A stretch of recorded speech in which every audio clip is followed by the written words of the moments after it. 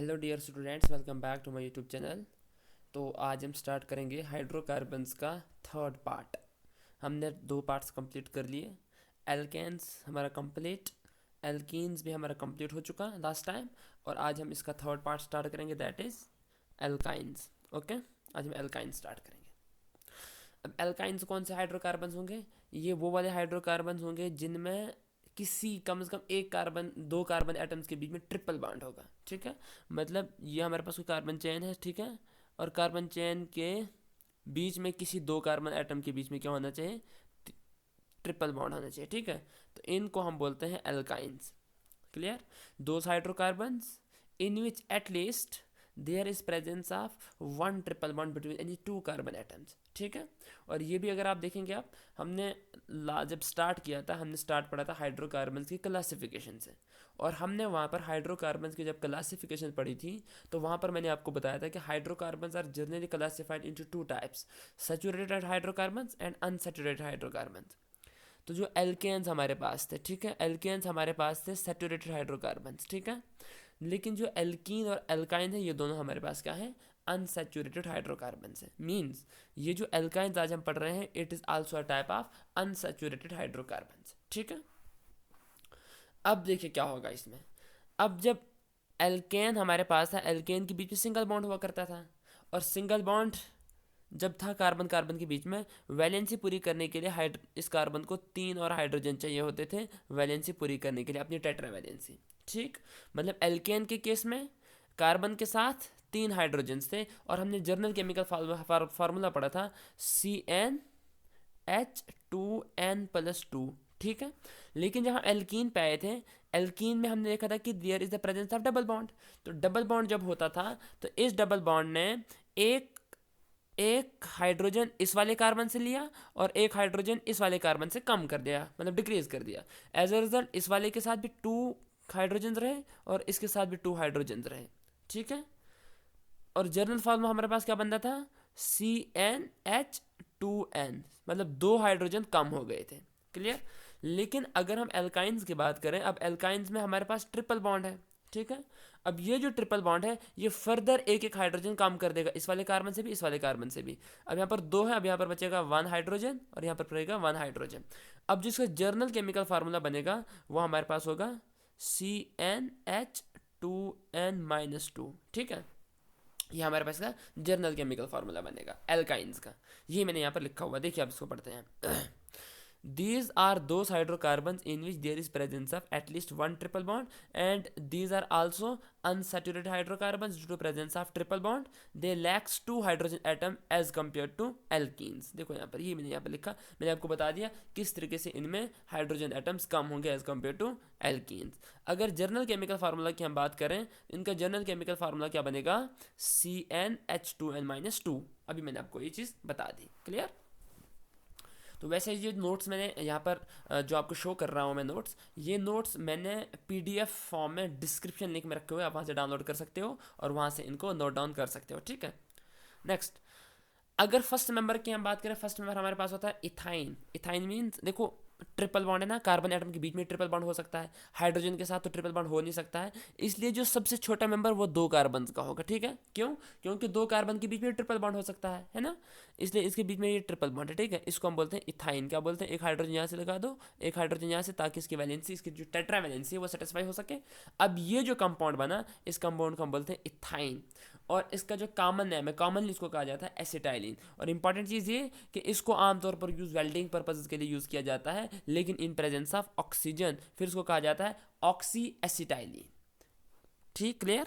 ये यहाँ पर लिखा होगा, the first member of alkyne is ethylene which is commonly known as acetylene which is mostly used in welding as oxyacetylene flame. जो flame निकलते हैं वो इसी वजह से होती है, एसिटाइलिन की वजह से। ठीक है, आइए नेक्स्ट, द नेक्स्ट इज नामनक्लेचर। अगर हम नामनक्लेचर की बात करें, तो जो कॉमन नामनक्लेचर होगा, जो कॉमन नेम्स होंगे इनके, वो सारे डेरिवेटिव्स होंगे किसके? एसिटाइलिन के। ठीक है, एसिटाइलिन के डेरिवेटिव्स होंगे, जैसे फॉर एग्जांपल जैसे एसिटाइलिन है, मतलब इथाइलिन है, प्रोपाइलिन है, ब्यूटाइलिन है, ये मतलब देखना एसिटाइलिन, मतलब ब्यूटाइलिन है, पेंटाइलिन है, सेम सो ऑन। इस तरीके से मतलब कॉमन नेम अगर देखा जाएगा, कॉमन नेम इसी एसिटाइलिन। ठीक है ना, एसिटाइलिन के डेरिवेटिव्स में लिखे जाएंगे। लेकिन जो IUPAC नेम होगा ना, IUPAC नेम, तो उसमें क्या होगा कि उसमें हमारे पास स्पेसिफिक रूल्स जो हम पीछे से पढ़ते आ रहे हैं एल्केन्स में, एल्कीन्स में, ठीक है ना, वही रूल्स फॉलो होंगे एल्काइंस में भी। But the man difference is eight primary suffix, that is वहाँ जहाँ हम यूज़ करते थे एन एल्केन के केस में, इन एल्कीन्स के केस में, अब यहाँ पर हम यूज़ करेंगे YNE, आइन। क्या यूज़ करेंगे? आइन यूज़ करेंगे यहाँ पर। और ट्रिपल बॉन्ड की पोजीशन को भी मेंशन करेंगे और चेन को नंबर इस हिसाब से करेंगे कि triple bond will get the lowest number. ठीक, सेम रूल जो पीछे हमने पढ़ा हुआ था, सेम रूल यहाँ पर भी होगा। क्लियर? देखिए यहाँ पर commonly alkynes are named as the derivatives of acetylene.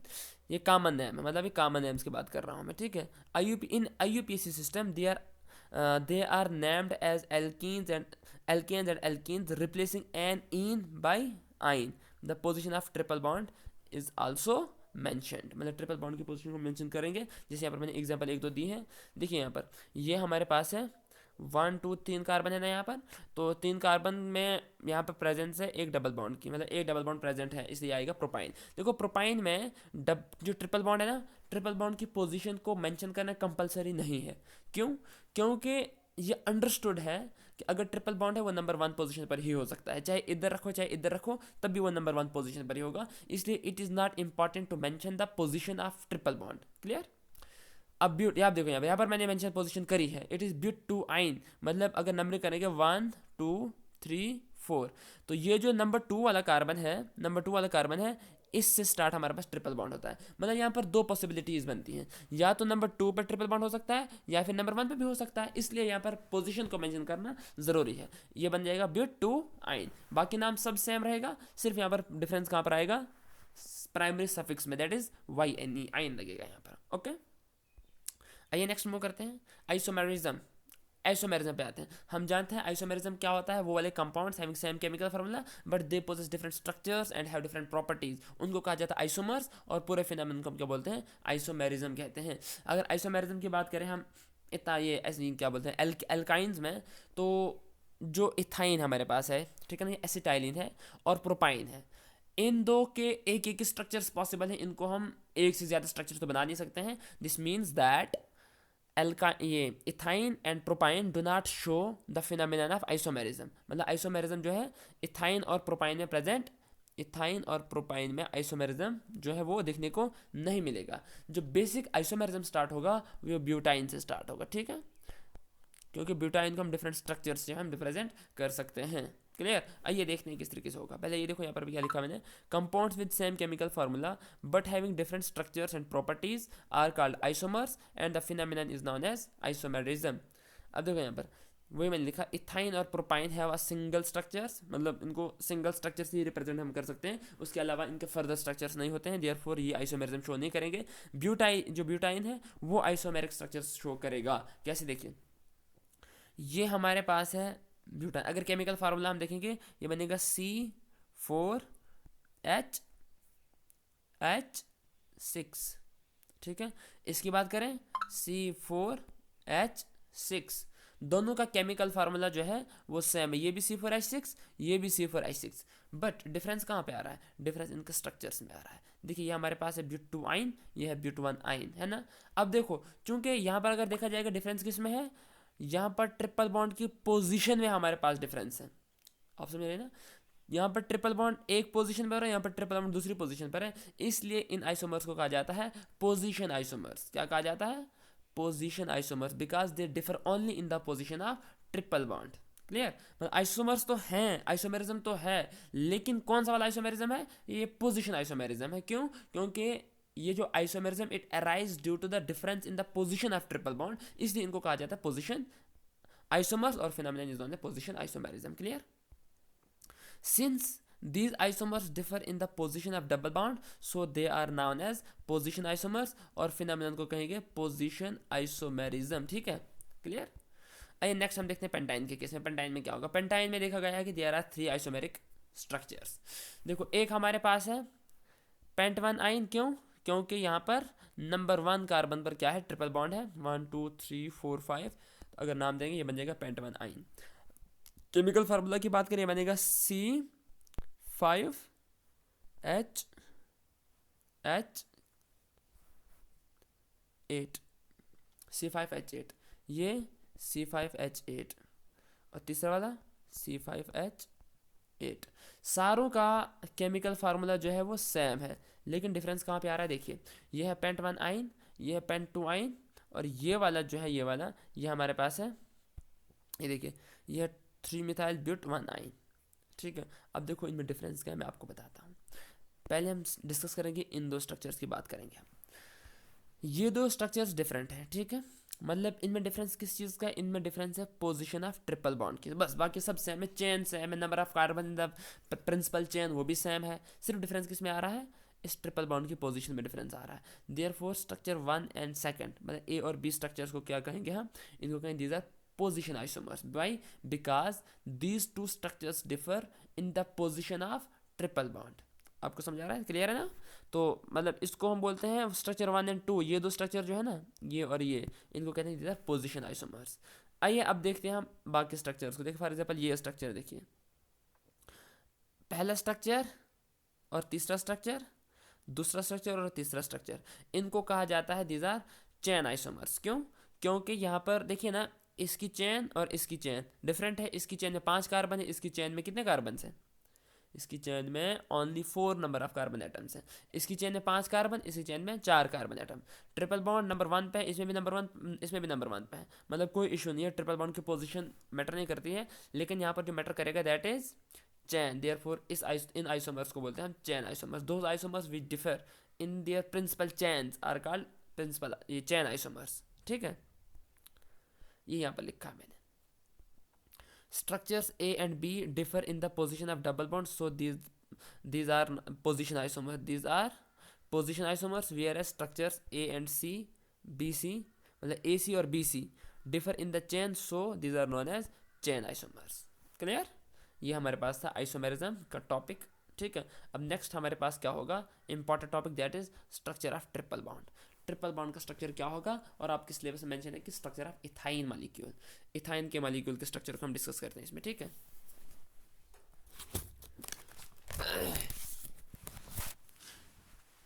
अगर हम इथाइन की बात करें, इथाइन का जो स्ट्रक्चर होता है वो समवट इस तरीके का होता है। देखिए ये हमारे पास कार्बन, कार्बन कार्बन के बीच में ट्रिपल बॉन्ड, ठीक है, और इस साइड से हाइड्रोजन और इस साइड से हाइड्रोजन। ठीक है, और ये देखा गया है, देखो मैं आपको स्ट्रक्चर बताता हूँ स्ट्रक्चर कैसा होता है। सपोज ये हमारे पास एक कार्बन एटम है, ठीक है, और ये दूसरा कार्बन एटम है। ठीक है, अब इस कार्बन एटम की लोब ऐसे और इस वाले कार्बन एटम की लोब ऐसे, और यहाँ पर जो हमारे पास ये वाला रीजन है, ये ओवरलैपिंग वाला रीजन है, ये वाला। ठीक है, और यहाँ पर जो बनेगा देखो ना, यहाँ पर जो ओवरलैप हो रहा है वो हो रहा है head to head overlap, therefore ये वाला बॉन्ड बनेगा सिग्मा बॉन्ड। क्लियर? मतलब जो ट्रिपल बॉन्ड है, ट्रिपल बॉन्ड में एक बॉन्ड आ गया सिग्मा बॉन्ड। अब जो दो बॉन्ड है उनको डिस्कस करते हैं हम यहाँ पर। ठीक है, ये कार्बन है, सॉरी उल्टा लिख लिया, ये वाला कार्बन और ये वाला कार्बन। एक तो हमारे पास ये लोब, एक हमारे पास ये लोब, एक हमारे पास ये लोब, एक हमारे पास ये लोब। ठीक है, एक हमारे पास देखिए इसके इक्विवेलेंस में ये वाला लोब और ये वाला लोब, इसमें ऐसे और इसमें ऐसे, याद रखना ये 3D स्ट्रक्चर है, मतलब 3D मतलब ये आगे और पीछे के लिए, जो हम पेज में यहाँ पर रिप्रेजेंट नहीं कर सकते हैं इजीली, अदरवाइज ये आगे और पीछे के लिए स्ट्रक्चर्स हैं। देखो अब क्या होगा, ये जो है ना, यहाँ पर इस वाले पेन से मार्क करता हूँ। ठीक है, ये जो है इसके साथ बाउंड करेगा, ये इसके साथ बाउंड करेगा, ये वाला जो है ना, ये वाला इसके साथ बाउंड करेगा और ये वाला इसके साथ बाउंड करेगा। ठीक है, अब यहाँ पर साइड वाइज ओवरलैप हो रहा है। कैसे हो रहा है, मतलब आप समझिएगा ये कि ये पीछे के लिए है और ये आगे के लिए है, और यहाँ से जो परपेंडिकुलर में ऐसे और ऐसे जाता है वो ये वाला बॉन्ड है जो यहाँ पर मैंने रिप्रेजेंट किया। ठीक है, इसको अलग से रिप्रेजेंट किया, यहाँ पर इसलिए रिप्रेजेंट नहीं किया क्योंकि यहाँ पर फिर ज़्यादा हो जाता है। इस तरीके से है ये। अब क्या होगा, जो ये वाला और ये वाला है ना, ये बनाएगा हमारे पास साइड वाइज ओवरलैप, ये भी बनेगा पाई बॉन्ड। क्या बनेगा, पाई बॉन्ड, मतलब ये इसके साथ और ये इसके साथ। अब ये वाले दो, मतलब ये जो लोब्स हैं, ये लोब इस लोब के साथ, ये लोब इस लोब के साथ, जब ये बॉन्डिंग करेंगे तो ये बनाएंगे 2 पाई बॉन्ड। क्या बनाएंगे, 2 पाई बॉन्ड। इसलिए यहाँ पर क्या होगा कि जो कार्बन कार्बन के बीच में ये 3 बॉन्ड है, इनमें से ये वाला सिग्मा बॉन्ड और ये ऊपर वाले 2 क्या होंगे, पाई बॉन्ड होंगे। क्लियर? मतलब जो स्ट्रक्चर है ना, इसका स्ट्रक्चर में हमने ये देखा कि जो ट्रिपल बॉन्ड है, ट्रिपल बॉन्ड में क्या होगा, कि एक सिग्मा बॉन्ड होगा और 2 पाई बॉन्ड होंगे। अगर देखा जाएगा these both carbons are this one and this one, these are sp2 hybridized carbon, ठीक है ना। और इनमें देखो हाइड्रोजन एटम ऑफ कोर्स यहाँ पर इस तरीके से ये है, और इसके साथ हाइड्रोजन यहाँ पर इसके साथ क्या करेगा, बॉन्ड करेगा, इस साइड से भी हाइड्रोजन ऐसे बॉन्ड करेगा इसके साथ, मतलब हाइड्रोजन जो है कार्बन के साथ सिग्मा बॉन्ड बनाएगा और कार्बन कार्बन के साथ सिग्मा बॉन्ड बनाएगा। मतलब there is presence of total number of 2 sigma bonds, एक हमारे पास हाइड्रोजन वाला और दूसरा हमारे पास कार्बन कार्बन के बीच वाला सिग्मा बॉन्ड, और 2 हमारे पास क्या होंगे, पाई बॉन्ड, 2 सिग्मा 2 पाई। ये जो 2 सिग्मा होंगे ये कार्बन और हाइड्रोजन के बीच में होंगे 2 टाइम्स। क्लियर। ये हमारे पास स्ट्रक्चर है इसका, किसका, इथाइलिन मॉलिक्यूल का, या इसको बोलते हैं structure of triple bond. Clear. देखिए यहाँ पर हम देखते हैं मैंने क्या यहाँ पर शो किया है, वो पढ़ेंगे हम। In ethine, there possesses a triple bond between carbon atoms and a single bond with hydrogen atom. Each carbon of ethine is sp2 hybridized. Among 3 bonds of carbon-carbon triple bond, 1 is sigma and 2 bonds are pi bond. अभी discuss किया हमने। Sigma bond is formed by the head-to-head overlap of 2 sp hybridized carbon orbitals of 2 carbon atoms, and the remaining orbitals of carbon atom undergo overlapping with the s orbitals of hydrogen atom, thus forms a sigma bond with hydrogen atom. Hydrogen atom के साथ भी sigma bond ही बनाएंगे। The perpendicular p orbitals, वो perpendicular, ये वाला जो हमने show किया था ना आपको, ये वाला कौन सा, ये वाला, ये वाला, ये जो है ना यहाँ पे ये और ये परपेंडिकुलर, मतलब आप ये समझिएगा अगर ये आगे के लिए है, ये पीछे के लिए है, ये पीछे के लिए और ये आगे के लिए है, और ये इसको ऊपर के लिए होगा, बिल्कुल ऐसे परपेंडिकुलर, जानते हो ना 90 डिग्री पर होगा। ठीक, जो 90 डिग्री वाला है वो बनाएगा हमारे पास सिग्मा, और वो जो हमारे पास पैरेलल है हमारे पास बनाएंगे पाई बॉन्ड। ठीक है। The perpendicular p orbitals of C carbon atoms undergo head-to-head overlap and sigma bond is formed, whereas 2 p orbitals parallel to each other undergo sidewise overlap to form 2 pi bonds. The strength of course triple bond की अगर देखेंगे हम, वो सबसे ज़्यादा होती है as compared to double and single bond. सबसे मतलब अगर देखा जाएगा जो इथाइन होते हैं ना, ये ज़्यादा स्ट्रांग होते हैं, इनकी स्ट्रेंथ ज़्यादा होती है एज कम्पेयर टू एल्कीन और एल्केन्स। क्लियर। ये हमारे पास है structure of triple bond. Hope आपको समझ में आया होगा। तो आप इसको नोट करिएगा, इसको पढ़ना घर में अच्छे से आप इसको रिवाइज करना। तो होप आपको समझ में आया होगा। अगर आपको वीडियो अच्छी लगी हो तो इसको लाइक करना, चैनल को सब्सक्राइब करना। तो मिलते हैं नेक्स्ट लेक्चर में, तब तक के लिए बाय बाय।